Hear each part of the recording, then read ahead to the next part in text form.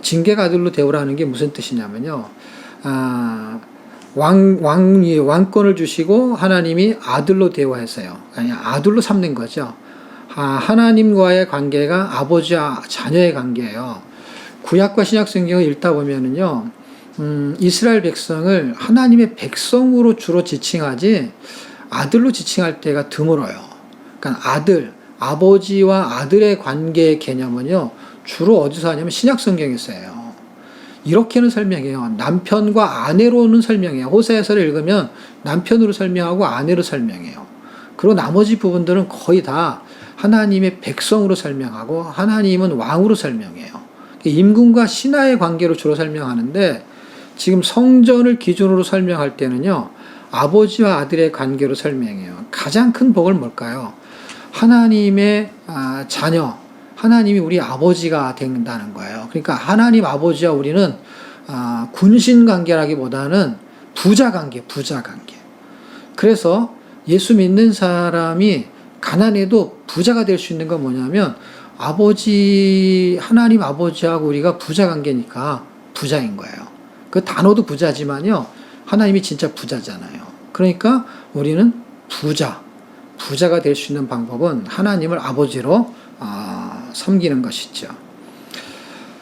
징계라는 그 세 번째, 이게 복 중에 복 하나인데요. 그러니까 왕권을 주시는 왕 같은 제사장 삼는 것도 복이지만, 그리고 하나님의 자녀가 돼서 아들이 돼서 부자 관계가 되는 것도 복이지만, 징계도 복이거든요. 왜냐하면 이것은 하나님의 자녀의 아들이라는 것을 확증하는 거예요. 어떻게 확증하냐? 163쪽 위에 보시게 되면 사생자와 상속자, 위에서 두 번째예요. 로마서 4장 13절 16절 이 부분을 읽어보게 되면 하나님의 자녀, 하나님의 아들은 상속자라는 거예요. 그런데 히브리서 읽어보게 되면은요, 징계를 받지 않는 자식은 사생자라는 거예요. 친아들이 아니라는 거예요. 하나님은 우리를 친아들로 삼겠다는 거예요. 그래서 왕권을 주시고 하나님의 자녀를 삼았어요. 예전에 상속자라는 드라마가 있었는데요. 그 드라마에서는 왕관을 쓰려는 자 그 무게를 건다라. 하나님의 왕권을 이어받아서 그 대권을 이어받으려면요, 그 아들한테 주잖아요. 그러니까 큰 기업의 상속자는요, 기업이 클수록 그 무게감이 크대요. 그래서 상속자라는 드라마의 부제가 왕관을 쓰려면 그 무게를 견뎌라 라는 말은 더 많은 걸 상속받을수록 더 무게감이 있다는 거예요. 우리가 하나님의 자녀로서 하나님의 자녀답게 사는 것은요, 쉬운 게 아닙니다. 그것은 말씀의 무게를 견뎌야 되기 때문에 그래요.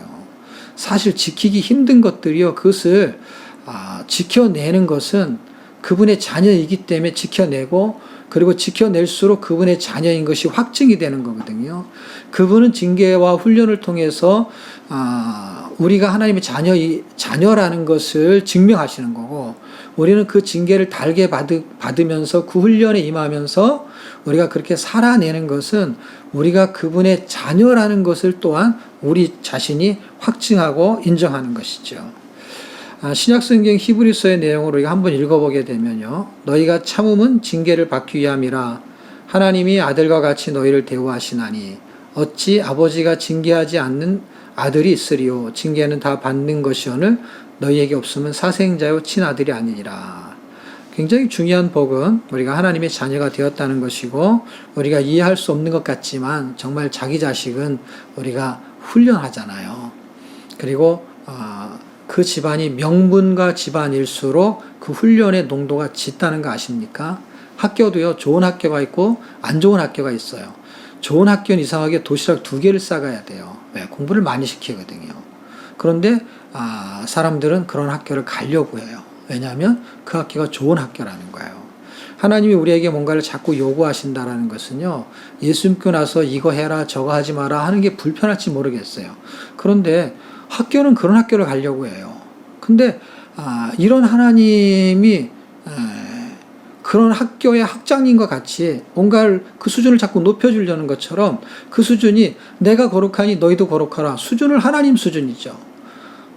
하나님이 사람들을 사랑하고 세상을 사랑하니까 너도 나처럼 이렇게 살아라 라는 그 기준이 하나님 기준이거든요. 그게 아들에 대한 하나님의 은혜라고 생각합니다.